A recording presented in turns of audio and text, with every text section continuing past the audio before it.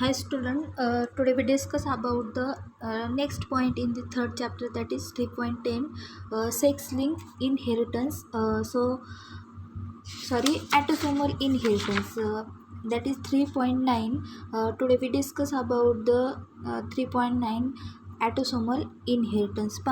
आपण पाहिलं होतं याच्या आधी जे क्रोमोझोम असतात हे क्रोमोझोम 23 पेअर्सने प्रेझेंट असतात. त्या 23 पेअर्सपैकी जे 22 असतात, फर्स्ट 22 हे कोणते असतात तर ॲटोसोम्स, म्हणजे हे पूर्ण बॉडीमध्ये प्रेझेंट असतात. आणि 1 पेअर असते ती क्रोमोझोमची, ही सेक्स क्रोमोझोम म्हणून काय झाली ओळखली जाते. तर आपल्याला इथं सेक्स लिंक ॲटोसोमल इनहेरिटन्स म्हणजे पूर्णपणे ॲटोसोम्स म्हणजे बॉडीवरती जे क्रोमोझोम असतात त्या क्रोमोझोमचा आपल्याला अभ्यास करायचा आहे. तर पहा, सोमॅटिक म्हणजेच डिप्लॉईड सेल असते. कोणती बॉडीमध्ये ज्या सेल्स असतात, सोमॅटिक म्हणजे बॉडीमधल्या सेल्स असतात, contains autosomes and sex chromosome. म्हणजे बॉडीमध्ये 23 पेअर्स ऑफ क्रोमोझोम असतात. ज्या 22 असतात ह्या 22 ॲटोसोम्स असतात. कोणत्या असतात? Autosomes and 1 is the sex chromosome. कोणती असते? Sex chromosome. जर आपण ह्या 22 पाहिल्या फर्स्ट, तर त्या काय दिसत आहेत तर आपल्याला ॲटोसोम दिसत आहेत. आणि जर लास्टची पाहिली पेअर क्रोमोझोमची तर ती XY म्हणजे सेक्स लिंक क्रोमोझोम दिसते. म्हणजे आपल्याला माहिती पाहिजे मेलमध्ये कोणते सेक्स क्रोमोझोम असतात आणि फिमेलमध्ये कोणते सेक्स क्रोमोझोम असतात. तर मेलमध्ये असतो तो XX क्रोमोझोम आणि फिमेलमध्ये असतो तो XY क्रोमोझोम. फिमेलमध्ये कोणते असतात तर XS आणि मेलमध्ये असतात ते XY. म्हणजे फिमेलमध्ये सेम क्रोमोझोम पाहायला भेटतात, परंतु मेलमध्ये आपल्याला XY क्रोमोझोम पाहायला भेटतो. तर पहा, सोमॅटिक सेल म्हणजे बॉडीमध्ये काय असतात? Contain autosomes and sex chromosome. Autosome 22 असतात आणि सेक्स क्रोमोझोमची एक पेअर असते. 22 pairs are autosomes and single pair of chromosome is involve in the sex determination. ही सेक्स क्रोमोझोमची एक पेअरिंग जी क्रोमोझोमची जोडी असते ती कशासाठी हेल्पफुल असते? To sex determination. Sex determine करण्यासाठी ही तिथं एक क्रोमोझोमची पेअर प्रेझेंट असते. तर त्याच्यानंतर आपल्याला पाहिजे ॲटोसोमल इनहेरिटन्स. काय पाहिजे? ॲटोसोमल इनहेरिटन्स. आता ॲटोसोमल इनहेरिटन्स म्हणजे जे कॅरेक्टर्स ॲटोसोम्स म्हणजे 22 पेअर्स क्रोमोझोमवरून इनहेरिट होतात, एका जनरेशनकडून दुसऱ्या जनरेशनकडे ट्रान्समिट होतात, अशा कॅरेक्टर्सला काय म्हटलं जातं? Autosomal inheritance. काय म्हटलं जातं? Autosomal inheritance. तर पहा, फर्स्ट कॅरेक्टर याच्यामध्ये काय सांगितलं आहे? Autosomes control variety of traits other than sex. म्हणजे अदर दॅन सेक्स क्रोमोझोमला सोडून जे ऑटोसोम्स क्रोमोझोम असतात it control variety of traits. म्हणजे वेगवेगळ्या प्रकारचे कॅरेक्टरिस्टिक्स ते कंट्रोल करत असतात जे ॲटोसोम्स क्रोमोझोम असतात. तर आपल्याला ॲटोसोमल इनहेरिटन्स पाहिजे, म्हणजे 22 पेअर्स ऑफ क्रोमोझोम जे असतात ॲटोसोमवरती त्याचा अभ्यास करायचा आहे. This traits are called autosome link traits. म्हणजे जे क्रोमोझोम कशाचे कॅरेक्टर दाखवतात? Autosomal traits. कोणते दाखवतात? Autosomal traits. म्हणजेच जे ॲटोसोमल ट्रेट्स दाखवतात जे क्रोमोझोम, त्या क्रोमोझोमला काय म्हटलं जातं? Autosome link traits. किंवा त्यांच्या कॅरेक्टरला काय म्हटलं जातं? Autosome link traits. त्याच्यानंतर थर्ड कॅरेक्टर याच्यामध्ये सांगितलं आहे ॲटोसोमल इनहेरिटन्समध्ये, transmission of body character other than the sex link traits from parent to other offspring through autosomes is called as autosomal inheritance. आता ॲटोसोमल इनहेरिटन्स म्हणजे नेमकं काय?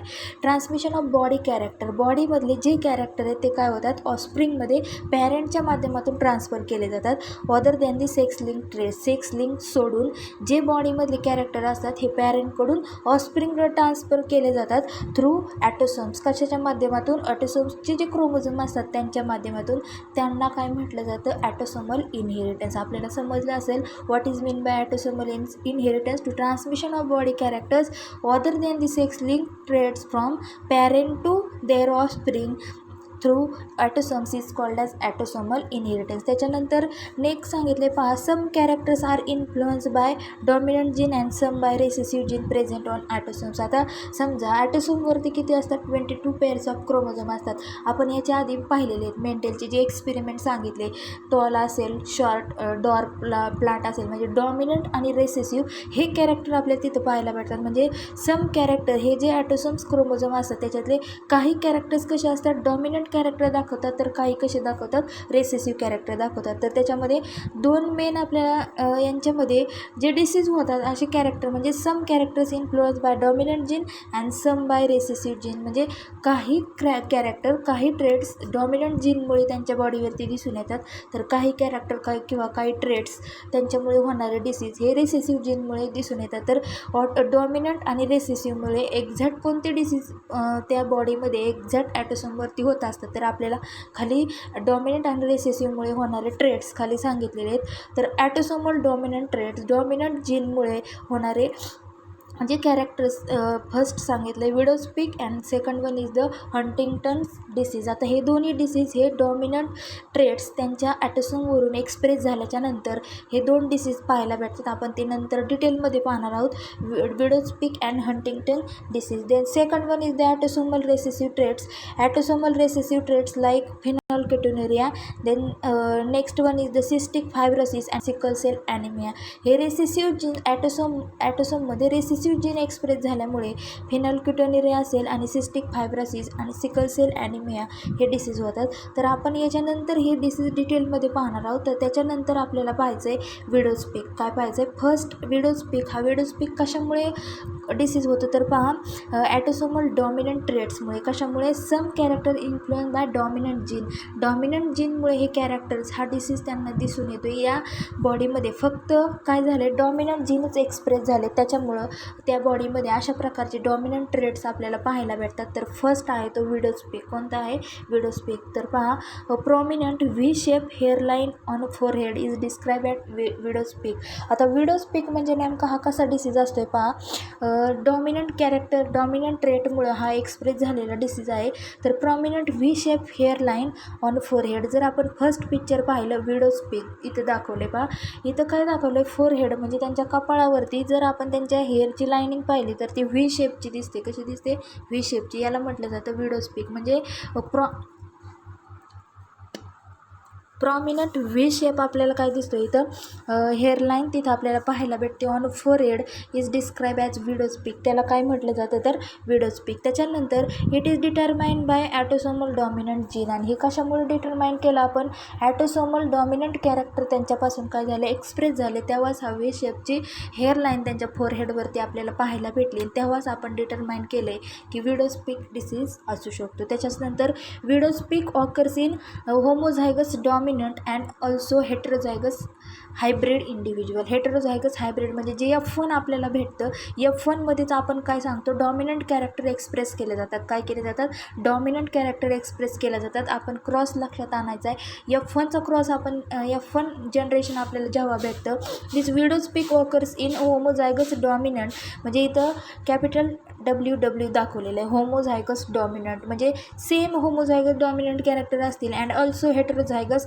म्हणजेच हेटेरोझायगस म्हणजे हायब्रिड जे जीन फॉर्म झालेत कॅपिटल W स्मॉल w हे सुद्धा विडोज पिकचं कॅरेक्टर दाखवतात. तेव्हाच हा विडोज पिक आपल्याला त्या पर्टिक्युलर पर्सनमध्ये पाहायला भेटतो. कधी जेव्हा होमोझायगस डॉमिनंट आणि ऑल्सो हेटेरोझायगस जे कॅरेक्टर्स तिथं फॉर्म होतात त्यांच्यामुळे काय होतं तर विडोज पिक हा डिसीज होऊ शकतो. त्याच्यानंतर इंडिव्हिज्युअल विथ होमोझायगस रेसेसिव्ह म्हणजेच होमोझायगस ज्या इंडिव्हिज्युअलमध्ये रेसेसिव्ह कॅरेक्टर एक्सप्रेस होतात. कोणते एखाद्या पर्सनमध्ये रेसेसिव्ह कॅरेक्टर म्हणजे जर आपण विडोज पिकसाठी कॅपिटल W हा काय दाखवतात होमोझायगस कॅरेक्टर दाखवतात. परंतु काय होतात इंडिव्हिज्युअल विथ होमोझायगस रेसेसिव्ह म्हणजे small w genotype have straight hair line no widow's peak. आणि अशा पर्सनला आपण म्हणतो याला विडोज पिक हा डिसीज झालेला नाही. जर सेकंड पर्सन आपण पाहिला तर यांच्या फोरहेडवरती काय नो विडोज पिक दाखवलं आहे म्हणजे स्ट्रेट हेअरलाईन आहे. कशी आहे व्ही शेपची नाही आहे. म्हणजे इथं रेसेसिव्ह कॅरेक्टर या पर्सनच्या बॉडीमधून त्या ॲटोसोमवरून काय झालेत फॉर्म झालेत. मग हे रेसेसिव्ह कॅरेक्टर एक्सप्रेस झाल्याच्यामुळं त्यांच्या फोरहेडवरती जी हेअरलाईन आहे ही हेअरलाईन कशी आहे स्ट्रेट आहे. म्हणून यांना तो विडोज पिक हा डिसीज आपण नाही आहे असं सांगू शकतो. म्हणजे इंडिव्हिज्युअल विथ होमोझायगस रेसेसिव्ह त्यांनी होमोझायगस रेसेसिव्ह कॅरेक्टर एक्सप्रेस केले आणि त्याच्यामुळं the genotype have a straight hairline. त्यांच्या जी फोरहेडवरती हेअरलाईन आहे ती कशी दिसली स्ट्रेट हेअरलाईन दिसली आणि म्हणून आपण म्हटलं की नो विडोज स्पीक. त्याच्याच नंतर both male and female have equal chance of inheritance, म्हणजे मेल आणि फिमेलमध्ये दोन्हीमध्ये काय असतो, इक्वल चान्स असतो इनहेरिटन्स, म्हणजे समान त्यांच्यामध्ये ही इनहेरिटन्स ही प्रोसेस होत असते. तर त्याच्यानंतर आपण पाहतो फेनल्क्युटिनुरिया. आता फेनल्क्युटिनुरिया हा कशामुळे डिसीज होतो, तर रेसेसिव्ह ट्रेटमुळे होतं. कशामुळे, रेसेसिव्ह ट्रेटमुळे. फर्स्ट आपण डॉमिनंट ट्रेट्स एक्सप्रेस झाल्याच्या नंतर जे ॲटोसोमल इनहेरिटन्स आहे ते ॲटोसोमल इनहेरिटन्स डॉमिनंट जर जीन एक्सप्रेस केले तर विडोस्पीक हा डिसीज दिसून येतो. त्याच्याचबरोबर जर रेसेसिव्ह कॅरेक्टर त्या पर्सनने फॉर्म केले, एक्सप्रेस केले, तर फेनल्क्युटिनुरिया अशा प्रकारचा डिसीज दिसून येतो रेसेसिव्ह कॅरेक्टरमुळे. तर पहा एक्झॅक्ट हा जो फेनल्क्युटिनुरिया याच्यामध्ये कॅरेक्टरिस्टिक्स कोणते आहेत की त्याच्यामुळं आपण समजू शकतो ह्या पर्सनला फेनल्क्युटिनुरिया झाला आहे. पहा, it is an inborn metabolic disorder cause due to recessive autosomal genes. आता इट इज ॲन इनबॉर्न म्हणजे ही कशी असती, तर जन्मजात मेटाबॉलिझम ही प्रोसेस जेव्हा चालू असते जन्मजातच ती त्या व्यक्तीला अशा प्रकारचा डिसीज झालेला असतो cause due to recessive autosomal genes, म्हणजे त्या पर्सनच्या ॲटोसोम्स क्रोमोझोमवरून रेसेसिव्ह कॅरेक्टर एक्सप्रेस झालेले असतात. कोणते, रेसेसिव्ह कॅरेक्टर एक्सप्रेस झालेले असतात तेव्हाच रेसेसिव्ह ट्रेटमुळे हा त्यांना डिसीज झालेला दिसून येतो phenylketonuria. It is an inborn metabolic disorder cause due to recessive autosomal genes. त्याच्यानंतर नेक्स्ट सांगितले पहा, phenylalanine हायड्रॉक्सिलेज. It is an enzyme is not produced in body. This enzyme is essential for conversion of amino acid phenylalanine into tyrosine. म्हणजे फेनायलॅनिन हायड्रॉक्सिलेज हे enzyme इतकं महत्त्वाचं असतं हे बॉडीमध्ये. फेनायलॅनिन हायड्रॉलेज हे एवढं इम्पॉर्टंट आहे बॉडीमध्ये. ते काय करतं, जे आपल्या बॉडीमध्ये ॲमिनो ॲसिड आहे पहा, फेनायलॅनिन ॲमिनो ॲसिड याचं रूपांतर ते कशामध्ये करतं, टायरोसिनमध्ये करतं. परंतु जर बॉडीमध्ये फेनायलॅनिन हायड्रॉक्सिलेज हे एन्झाईम जर प्रोड्यूसच झालं नाही तर काय होणार नाही, फेनायलॅनिनचं रूपांतर टायरोसिनमध्ये होणार नाही, या ॲमिनो ॲसिडचं रूपांतर टायरोसिन या ॲमिनो ॲसिडमध्ये होणार नाही. तर पहा, phenylalanine hydroxylase enzyme is not produce in body. This enzyme is essential for conversion of amino acid to phenylalanine into tyrosine. मग फेनायलॅनिनचं रूपांतर टायरोसिनमध्ये होणार नाही, मग फेनायलॅनिन तसाच बॉडीमध्ये राहणार. तर पहा, phenylalanine and it derivatives are accumulated in blood and cerebrospinal fluid. म्हणजे हा जो फेनायलॅनिन याचं कन्व्हर्जन टायरोसिनमध्ये झालं नाही तर एक्झॅक्ट काय होतं, तर this phenylalanine and it derivatives are accumulated in the blood. तो फेनायलॅनिन कुठं जातो, in the blood. It accumulate in the blood and cerebrospinal fluid. Cerebrospinal fluid it present in the brain. पूर्णपणे हे फेनायलॅनिन हे जे ॲमिनो ॲसिड आहे हे amino acid कुठं जातं, and the derivatives are accumulated in blood and also the cerebrospinal fluid. म्हणजे cerebrospinal fluid म्हणजे ते पूर्णपणे ब्रेनमध्ये जातात. ब्रेनमध्ये जे फ्लुइड असतं तिथपर्यंत हे फेनायलॅनिन हे ॲमिनो ॲसिड जातं आणि त्याचा इफेक्ट काय होतो, तर पहा, development of brain and it causes mental retardation.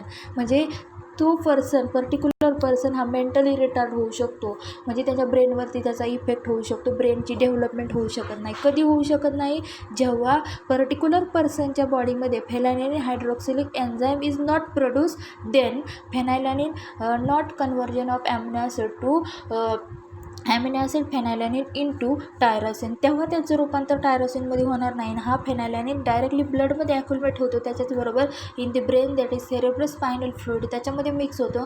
त्याच्यामुळं ब्रेनची डेव्हलपमेंट होत नाही आणि तो पर्सन मेंटली रिटार्ड होऊ शकतो. त्याच्याच नंतर नेक्स्ट सांगितलं आहे, excess of phenylalanine is excreted in urine, hence it's called as phenylketonuria. म्हणजे जास्त प्रमाणात बॉडीमध्ये हे फेनायलॅनिन ॲमिनो ॲसिड झालं, त्याचं कन्व्हर्जन टायरोसिनमध्ये झालं नाही, तर ते जास्त प्रमाणात झालेलं जे फेनायलॅनिन आहे हे युरिनच्या माध्यमातून बॉडीच्या बाहेर एक्सक्रीट केलं जातं. तर पहा, excess of phenylalanine is excreted in urine, hence this is called as phenylketonuria. म्हणून या डिसीजला काय म्हटलं जातं, phenylketonuria. Autosomal recessive traits appear in both sexes with equal frequency. ही जी ॲटोसोमल रेसेसिव्ह कॅरेक्टर दोनही बोथ सेक्सेस म्हणजे मेल आणि फिमेल दोन्हीमध्ये सुद्धा सेम क्वांटिटीमध्ये हे कॅरेक्टर एक्सप्रेस होऊ शकतात. म्हणजे फिमेलमध्ये सुद्धा फेनल्क्युटिनुरियाची जेवढी पर्सेंटेजची शक्यता जेवढी आहे तेवढीच पर्सेंट मेलमध्ये सुद्धा होऊ शकते. दिस ट्रेट्स टेंड टू स्किप जनरेशन. म्हणजे पूर्णपणे ते जनरेशन स्किप करू शकतं हा जो ट्रेट आहे तो. तर आपण डॉमिनंट कॅरेक्टरसाठी डॉमिनंट जे जीन एक्सप्रेस होतात त्याच्यासाठी जो डिसीज पाहिला तो विडोस्पिक. त्याच्याचबरोबर जो फिनाइलकेटोनुरिया, हा फिनाइलकेटोनुरिया कशामुळे होतो तर रेसेसिव्ह कॅरेक्टर ॲटोसोम्सवरून एक्सप्रेस झाल्याच्यामुळं. तर त्याच्यानंतर आता आपल्याला नेक्स्ट पॉईंट या थर्ड चॅप्टरमधला पाहायचा आहे 3.10 सेक्स लिंक इनहेरिटन्स. कोणता? Sex link inheritance. आपण थोडासा इंट्रोडक्शनचा भाग याचा पाहणार आहोत. Sex link inheritance. आता सेक्स लिंक इनहेरिटन्स म्हणजे सेक्स क्रोमोझोममुळे होणारा हा इनहेरिटन्स आहेत. सेक्स लिंक इनहेरिटन्समुळे यांचे कॅरेक्टर इनहेरिट होतात. It transmit from parent to offspring. तर पहा, genes located on non homologous region of sex chromosome are called sex link gene. म्हणजे जे जीन्स कुठं प्रेझेंट असतात? Non homologous region of sex chromosome. आपण पाहिलेले हे जे दोन आहेत, हे दोन काय आहेत? सेक्स क्रोमोझोम आहे. First one is the x chromosome and second one is the Y chromosome. त्यांचा जो नॉन होमोलॉगस रिजन आहे म्हणजे त्यांचे आर्म त्या रिजनला सेम नाही आहेत, म्हणून त्या रिजनला काय म्हटलं आहे? Non homologous region. तर पहा, जे जीन्स कुठं प्रेझेंट आहेत? Non homologous region is called sex link gene. अशा जीन्सला काय म्हटलं जातं? Sex link gene. And that traits are called sex link traits. आणि ते जे कॅरेक्टर दाखवतात नॉन होमोलॉगस जीन जे त्या रिजनवरती प्रेझेंट आहेत, नॉन होमोलॉगस रिजनवरती, ते जे कॅरेक्टर एक्सप्रेस करतात त्या कॅरेक्टरला काय म्हटलं जातं? Sex link traits. काय म्हटलं जातं? Sex link traits. तर पहा, this inheritance of sex linked gene from parent to their offspring is called as sex linked inheritance. म्हणजे the inheritance of sex linked genes from parent to their offspring is called as sex linked inheritance. म्हणजे जे character sex link जीनकडून म्हणजे non homologous रिजनकडून काय होतात? पॅरेंटकडून directly ऑफस्प्रिंगकडं ते characters दाखवले जातात. कशामुळे? सेक्स लिंक जीनमुळे. तर अशा कॅरेक्टर्सला काय म्हटलं जातं? Is called as sex link inheritance. काय म्हटलं जातं? Sex link inheritance. म्हणजे सेक्स लिंक इनहेरिटन्स म्हणजे एक्झॅक्ट काय? इनहेरिटन्स म्हणजे जे कॅरेक्टर्स सेक्स लिंक जीनकडून फ्रॉम पॅरेंट टू ऑफस्प्रिंग म्हणजे नॉन होमोलॉगस रिजनवरती जे जीन्स आहेत त्या जीन्सकडून डायरेक्टली पॅरेंट्सकडून ऑफस्प्रिंगकडं तेच कॅरेक्टर त्याच रिजनवरती एक्सप्रेस होतात, त्याला काय म्हटलं जातं? Sex link inheritance. There are 2 types of sex link genes as X link gene and Y link gene. एक सेक्स लिंक इनहेरिटन्समध्ये 2 टाईप आपल्याला पाहायला भेटतात. फर्स्ट आहे X link gene and second one is the Y link gene. So first we see X link gene. तर X link gene exact याच्यामध्ये काय characteristics सांगितलेले आहेत पहा. एक्स लिंक जीन म्हणजे जे जीन्स आपल्याला एक्स लिंक म्हणजेच एक्स रिजनवरती पाहायला भेटतात, जो एक्स सेक्स क्रोमोझोम आहे त्या सेक्स क्रोमोझोमवरती जे कॅरेक्टरिस्टिक्स पाहायला भेटतात त्यांना काय म्हटलं जातं? तर एक्स लिंक जीन्स. तर पहा, हे जे एक्स लिंक जीन आहेत, X link gene present on non homologous region of X chromosome. Non homologous region of X chromosome. ह्या एक्स क्रोमोझोमवरती हे एक्स लिंक जीन, त्यांच्या नावावरूनच आपल्याला लक्षात ठेवायचं आहे. एक्स लिंक जीन हे कुठं प्रेझेंट असतात? Present on the non homologous region of X chromosome.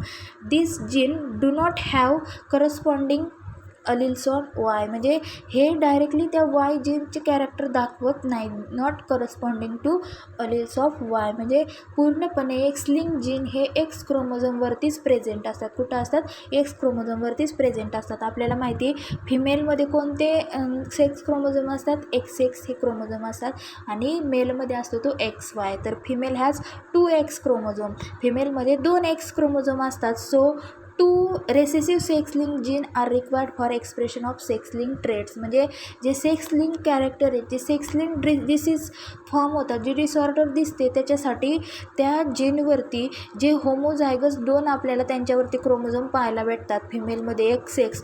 या एक्स एक्सवरती कोणते जीन असायला हवेत? तर sex link gene are required. कोणते लागतात? Express of sex link traits. कोणते कॅरेक्टर त्यांनी एक्सप्रेस केले पाहिजेत? तर रेसेसिव्ह सेक्स लिंक. तेव्हाच त्यांच्यामध्ये सेक्स लिंक ट्रेड्स म्हणजे डिसऑर्डर किंवा एखादा डिसीज झालेला दिसून येतो. सपोज पहा, जर आपण इथं पाहिलं तर पहा, फिमेलमध्ये हा होमोझायगस क्रोमोझोम असतो, तो फिमेलमध्ये एक्सेस असतो. कोणता? एक्सेस. आणि ते एक्सेस क्रोमोझोमवरती कोणते कॅरेक्टर असेल तरच ते काय दाखवतात? एक्स लिंक ट्रेड्स किंवा त्यांचे डिसऑर्डर किंवा डिसीज दाखवतात. जेव्हा हे आता ह्या एक्सेक्सवरती कोणते जीन्स असायला हवेत? रेसेसिव्ह. परंतु जर त्या जीन्सवरती एक डॉमिनंट असेल म्हणजे एक्सवरती एक कॅपिटल ए असेल आणि एका एक्सवरती स्मॉल एचं जीन असेल तर ते कॅरेक्टर त्यांच्यामध्ये ती फिमेल कॅरियर असते. काय असते? कॅरियर असते. म्हणजे त्यांच्यामध्ये तो डिसीज दिसत नाही आहे. ती ट्रेट्स, सेक्स लिंक ट्रेट्स त्यांच्यामध्ये फॉर्म होत नाही. परंतु का होत नाही तर पहा, जर हे डॉमिनंट एक जीन एका एक्सवरती प्रेझेंट आहे, एका एक्सवरती रेसेसिव्ह जीन आहे, जो डॉमिनंट जीन त्याच्यावरती प्रेझेंट आहे हा पूर्ण रेसेसिव्ह जीनला सप्रेस करतो. काय करतो? सप्रेस करतो. म्हणजे पूर्णपणे त्यांना काय करतो? सप्रेस करतो. त्याच्यामुळे त्यांच्यामध्ये ते कॅरेक्टर दिसत नाहीत, सेक्स लिंक कॅरेक्टर दिसत नाही, सेक्स लिंक डिसीज त्यांना दिसून येत नाही. परंतु जर या एक्सवरती दोन्ही रेसेसिव्ह कॅरेक्टर असतील, स्मॉल ए असेल तर त्यांच्यामध्ये सेक्स लिंक डिसऑर्डर दिसून येते. हे व्यवस्थित लक्षात ठेवायचं. तर आपण कोणतं कॅरेक्टरिस्टिक्स पाहतो? Female has 2 X chromosome. फिमेलमध्ये 2 एक्स क्रोमोझोम असतात. So 2 recessive sex link gene जर त्यांच्यावरती स्मॉल ए असे जर जीन त्यांच्या बॉडीवरती आपल्याला एक्स क्रोमोझोमवरती पाहायला भेटले, are required for expression of sex link traits. असे जे जीन्स आहेत, असे जे क्रोमोझोम आहेत, हे कशासाठी हेल्पफुल असतात? सेक्स लिंक ट्रेट्स त्यांच्यामध्ये दाखवतात. सेक्स लिंकमुळे होणारे डिसऑर्डर ते दाखवतात. तर पहा, if 1 X chromosome carriers recessive gene, जर एका एक्स क्रोमोझोमवरती रेसेसिव्ह असेल, स्मॉल ए असेल, gene effect is suppress by another dominant gene present on X chromosome. म्हणजे जर असं असेल तर पहा, एक्स असं असेल आणि काय असेल? एक एक्स ए असेल, एक एक्सवरती एक कॅपिटल म्हणजे डॉमिनंट जीन असेल आणि एक रेसेसिव्ह जीन असेल तर काय होतं आहे? जो डॉमिनंट आहे तो रेसेसिव्हला पूर्णपणे सप्रेस करतो आहे. काय करतो आहे? सप्रेस करतो आहे. म्हणजेच female has 2 X chromosome, 2 recessive sex link genes are required for expression of sex link traits. म्हणजे 2 रेसेसिव्ह असतील तर त्यांच्यामुळे 100% तिथं तो कॅरेक्टर्स आपल्याला सेक्स लिंक कॅरेक्टर दिसून येतात. परंतु जर एक डॉमिनंट असेल आणि एक रेसेसिव्ह असेल तर डॉमिनंट हा काय करतो आहे? It suppress by the another dominant gene present on X chromosome. रेसेसिव्हला पूर्ण तो सप्रेस करतो. दुसरा एक्स क्रोमोझोम डॉमिनंट आहे तो. 1 रेसेसिव्ह जीन आर कॅरियर्स. म्हणजे त्याच्यातला एक रेसेसिव्ह जीन कसा असतो? कॅरियर्स असतो. कसा असतो? कॅरियर्स. तर carriers female is physically normal and as she does not suffer from the disease or disorder. Carrier म्हणजे ज्या फिमेलमध्ये एक्सेस क्रोमोझोम आहेत त्यांच्यावरती जे जीन्स आहेत, एक डॉमिनंट आणि एक रेसेसिव्ह आहे. म्हणजे असे एकावरती ए आणि एकावरती स्मॉल ए असे 2 जीन असतात. अशा फिमेल ही कॅरियर फिमेल म्हटलं जातं. काय म्हटलं जातं? कॅरियर फिमेल म्हणजे ते फिजिकली नॉर्मल असते. तिला कोणताही सेक्स लिंक डिसऑर्डर दिसून येत नाही, डिसीज झालेला दिसून येत नाही. म्हणजे carrier female is physically normal as she does not suffer from disease or disorder. त्याच्यानंतर नेक्स्ट कॅरेक्टर सांगितलं आहे, male has only 1 X chromosome. मेलमध्ये आता आपल्याला माहिती XY हे क्रोमोझोम प्रेझेंट असतात. Male has only X chromosome. जर मेलमध्ये फक्त एकच एक्स क्रोमोझोम आहे आपल्याला माहिती, इट एक्सप्रेस फेनोटायपिकली. म्हणजे नो अदर डॉमिनंट. यांच्यावरती डॉमिनंट असतात. म्हणजे यांच्यावरती सपोज काय लक्षात ठेवायचं आपण, आता इथं कसं घेतलं आहे आपण, यांच्यावरती 2 एक्स क्रोमोझोम आहे. आता मेलचा जर विचार केला तर मेलमध्ये एकच एक्स क्रोमोझोम असतो. याच्यामध्ये एक एक्स क्रोमोझोम असतो. म्हणजे डायरेक्टली एक एक्सप्रेस फेनोटायपिकली नो अदर डॉमिनंट. म्हणजे यांच्यामध्ये आपल्याला डॉमिनंट पाहायला भेटत नाही.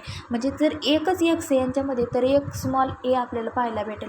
इथं डॉमिनंट पाहायला भेटत नाही. एकच एक्स आहे, एकच एक्स क्रोमोझोम आहे. या एक्स क्रोमोझोमवरती सपोज आपण सी धरू, स्मॉल सी, एकच रेसेसिव्ह कॅरेक्टर यांच्यामध्ये पाहायला भेटते. तर पहा इथं काय सांगितलं आहे, male has only X chromosome express phenotypically. हे एक्सटर्नली एक्सप्रेस करतात कॅरेक्टरिस्टिक्स. No other dominant. यांच्यामध्ये डॉमिनंट नसतो. एकच एक्स क्रोमोझोम आहे. याच्यावरती आपण गृहीत धरलं एक जीन आहे तो स्मॉल सी, रेसेसिव्ह आहे. काय?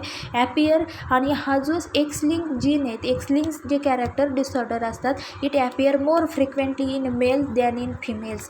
आता मेलमध्ये हे जास्तीत जास्त हे सेक्स लिंक कॅरेक्टर डिसऑर्डर दिसून येतात दॅन इन फिमेल्सपेक्षा मेलमध्ये ते जास्तीत जास्त दिसून येतात. एक्झाम्पल्स याचे सांगितलेले आहेत, एक्स लिंक जीन्समुळे होणारे डिसीज, हिमोफिलिया असेल, कलर ब्लाइंडनेस असेल, नाईट ब्लाइंडनेस असेल, मायोपिया असेल किंवा मस्क्युलर डिस्ट्रॉफी, अशा प्रकारचे डिसीज हे कशामुळे दिसून येतात? डिसऑर्डर एक्स लिंक त्या कॅरेक्टर्समुळे दिसून येतात. तर आपण पाहू नंतर जे डिसीज दिलेले ते डिसीज 1 बाय 1 पाहू आणि त्याच्यानंतर नेक्स्ट टाईप पाहू तो वाय लिंक जीनचा. तर फर्स्ट आहे तो कलर ब्लाइंडनेस. कोणता आहे?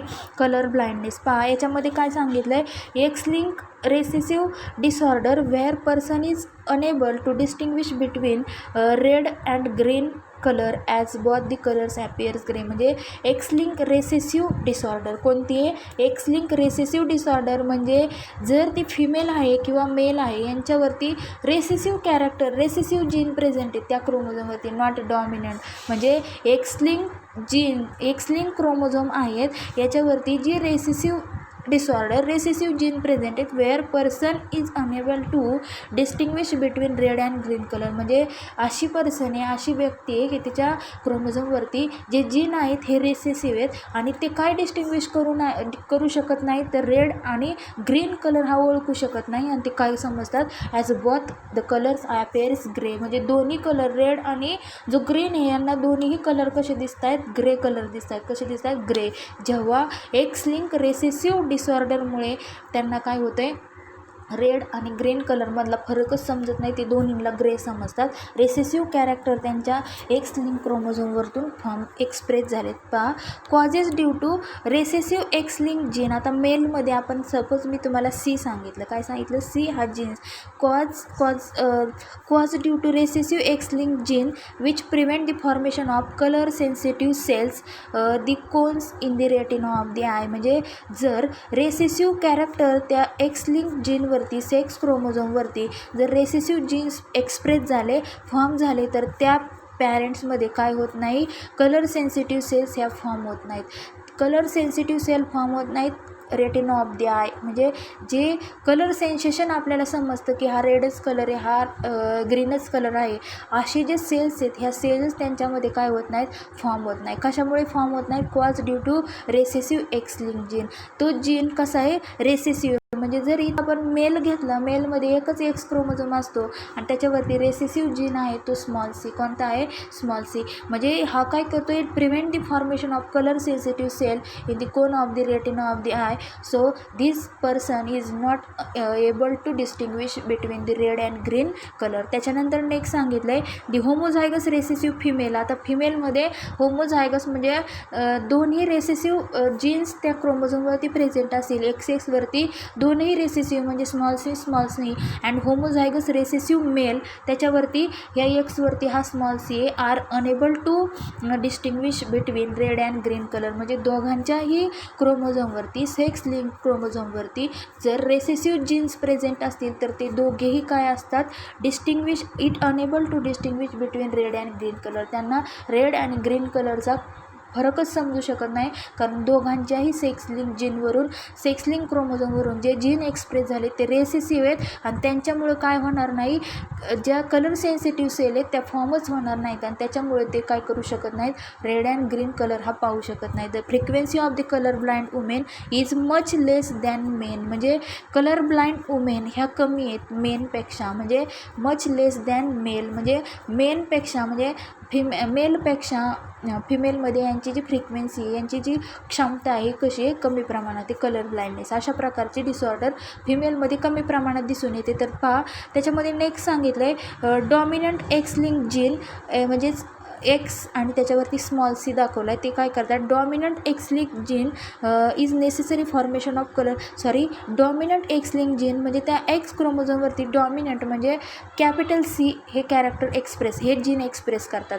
डॉमिनंट एक्स लिंक जीन यांच्यावरती डॉमिनंट कॅरेक्टर एक्सप्रेस करतात. म्हणजे त्या एक्सवरती जो जीन एक्सप्रेस होणार आहे तो कॅपिटल सी आणि it necessary for the formation of sensitive cell in retina of the eye. म्हणजे जर त्यांच्यामध्ये, त्या पर्सनमध्ये त्यांच्या सेक्स लिंक क्रोमोझोमवरून डॉमिनंट जीन म्हणजेच रेसेसिव्ह फॉर्म नाही झाले आणि डॉमिनंट फॉर्म झाले तर ते काय करतात?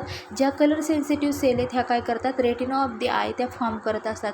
दस genotype of the male and female individual can be represented as below. म्हणजे मेल अँड फिमेलवरती कोणते जीन असल्यानंतर ते नॉर्मल असतात आणि कोणते जीन असल्यानंतर त्यांना डायरेक्टली कलर ब्लाइंड होऊ शकतो. तर पहा, जेव्हा सेक्स क्रोमोझोम सेक्स मेलमध्ये जर आपण विचार केला, मेलमध्ये जर हा जो एक्स आहे, एक्स क्रोमोझोम एकच असतो आणि वाय क्रोमोझोम एक असतो. तर एक्स क्रोमोझोमवरती जीन कोणता एक्सप्रेस झाले? कॅपिटल म्हणजेच डॉमिनंट जीन एक्सप्रेस झाला. कॅपिटल सी म्हणजे डॉमिनंट जीन एक्सप्रेस झाला आहे एक्स क्रोमोझोमवरती.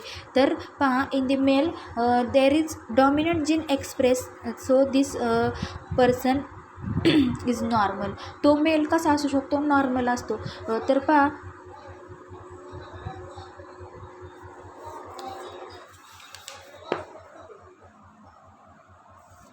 तर त्याच्यानंतर नेक्स्ट आपण काय सांगितलं आहे, कलर ब्लाइंड कधी असू शकतो, जर त्या मेलमध्ये जो सेक्स क्रोमोझोम आहे एक्स हा काय करतो आहे, रेसेसिव्ह जीन फॉर्म करतो आहे, तेव्हा कलर ब्लाइंड दिसून येतो. काय दिसून येतो आहे, कलर ब्लाइंड. तर याच्यामध्ये कॅरियर नसतात, म्हणजे नॉर्मल नसते. म्हणजे फर्स्ट आपल्याला समजलं असेल, जेव्हा x chromosome dominant gene express करतो तेव्हा तो कसा असतो, नॉर्मल असतो, म्हणजे त्याला कोणताही डिसीज झालेला नसतो कलर ब्लाइंडनेससारखा. परंतु जेव्हा एक्स क्रोमोझोम काय करतो, एक रेसेसिव्ह कॅरेक्टर फॉर्म करतो, तेव्हा काय होतं, कलर ब्लाइंड दिसून येते. त्याच्यामध्ये कॅरियर नसतात. त्याच्याचबरोबर फिमेलमध्ये काय सांगितलं आहे, जर दोन्ही x chromosome dominant gene express करत असतील, कॅपिटल सी, तेव्हा त्या नॉर्मल असतात. त्या फिमेल कशा असतात, नॉर्मल असतात. परंतु जर त्या फिमेलमध्ये रेसेसिव्ह जीन एक्सप्रेस झाले त्या दोन्ही एक्स क्रोमोझोमकडून, तर त्यांना कलर ब्लाइंड होऊ शकतो. आणि कॅरियर कधी असतात, त्यांच्यामध्ये डिसीज होऊ शकत नाही. जेव्हा एक डॉमिनंट असेल आणि जेव्हा एक रेसेसिव्ह असेल तेव्हा त्या कॅरियर असतात.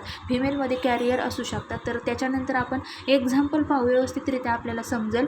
तर एक्झॅक्ट इथं काय सांगितलेलं आहे पहा, colour blindness, marriage between colour blind mail, म्हणजे ज्या मेलला कलर ब्लाइंड झाला आहे, म्हणजे त्यांच्यामध्ये काय आहे, जो एक्स क्रोमोझोम आहे हा काय करतो आहे, रेसेसिव्ह कॅरेक्टर फॉर्म करतो आहे. The marriage between colour blind male with normal female will produce normal vision male and female offspring in F1. The sons have normal vision but daughter will be carrier for the disease. तर पहा, जर आपण इथं cross पाहिला, parent कसे आहेत, जो mail आहे, मेलची मॅरेज कोणाशी केलं आहे, मेलला कलर ब्लाइंड झाला आहे, आणि नॉर्मल फिमेलची म्हणजे जिला कलर ब्लाइंड झालेला नाही आहे डिसीज, तिच्याशी जर त्यांचं मॅरेज झालं तर त्यांच्यापासून जे F1 भेटते, तर त्या F1मध्ये ज्या डॉटर्स आहेत ह्या 50% कशा आहेत, कॅरियर आहेत. कशा आहेत, कॅरियर. म्हणजे त्या कॅरियर म्हणजे एक्झॅक्टली त्यांच्यामध्ये एक डॉमिनंट आणि एक रेसेसिव्ह कॅरेक्टर असू शकतं, म्हणजे ते कोणतेही डिसीज किंवा डिसऑर्डर दाखवू शकत नाहीत. आणि जे सन्स आहेत, हे सन्स कसे फॉर्म होतात, तर पहा, नॉर्मली सन्स म्हणजे नॉर्मल फॉर्म होतात. कसे होतात, 50% नॉर्मल. म्हणजे हे कधी होतं आहे,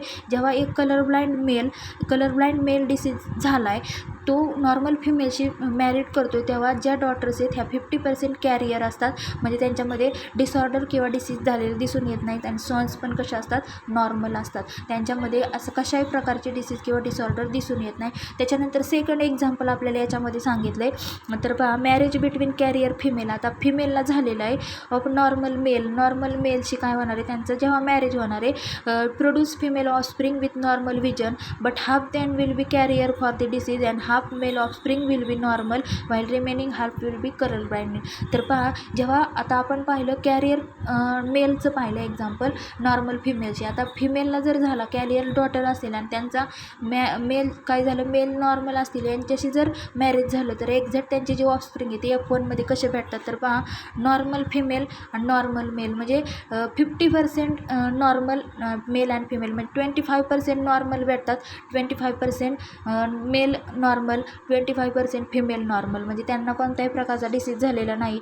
आणि त्याच्यानंतर काय दिसतंय पहा, कॅरियर फिमेल ह्या 25% दिसत आहेत, म्हणजे डायरेक्टली 25% म्हणजे कॅरियर, म्हणजे यांच्यामध्ये डिसीज किंवा डिसऑर्डर दिसून येत नाही. आणि कलर ब्लाइंड मेल हे 25% आहे, म्हणजे जेव्हा फिमेलला होत असतो तेव्हा नॉर्मल मेलशी त्यांचा फिमेलला कलर ब्लाइंडनेस झाला आहे, नॉर्मल मेलशी त्यांचा मॅरेज झालं आहे, तेव्हा त्यांच्यामध्ये नॉर्मल फिमेल ह्या 25% असतात, नॉर्मल मेल 25% असतात, कॅरियर फिमेल ह्यासुद्धा 25% असतात. परंतु कलर ब्लाइंड मेल त्यांच्यामध्ये हे 25% होत असतात. म्हणजे हा डिफरन्स आपल्याला त्याच्यामध्ये सांगितलेला आहे कलर ब्लाइंडनेसचा. सो आपल्याला हे सर्व समजलेलं असेल एक्झॅक्ट कलर ब्लाइंडनेस म्हणजे नेमकं काय. तर राहिलेला भाग आपण नंतर पाहणार आहोत. फर्स्ट आपण काय एक्सप्लेन केलं आहे, एक्झॅक्ट सुरुवातीला आपण काय पाहिलं, तर जे ॲटोसोमल इनहेरिटन्स आहेत, हे ॲटोसोमल इनहेरिटन्स याच्यामध्ये आपण कॅरेक्टरिस्टिक्स पाहिले, विडोस्पिक असेल, त्याच्याचबरोबर फेनॉल्केटोन्युरिया असेल. त्याच्यानंतर नेक्स्ट पॉईंट आपण पाहिला सेक्स लिंक इनहेरिटन्स. याच्यामध्ये आपण फर्स्ट टाईप पाहिला एक्स लिंक जीन. तर एक्स लिंक जीनमध्ये आपण काय पाहिलं, हे जे एक्स लिंक जीन आहेत याच्यामुळे नेमके कोणते डिसीज होऊ शकतात. तर फर्स्ट आपण पाहिला कलर ब्लाइंडनेसमध्ये आपण हे 2 एक्झाम्पल पाहिलेले आहेत. तर रिमेनिंग पार्ट आपण नेक्स्ट लेक्चरला पाहणार आहोत. So today we stop here.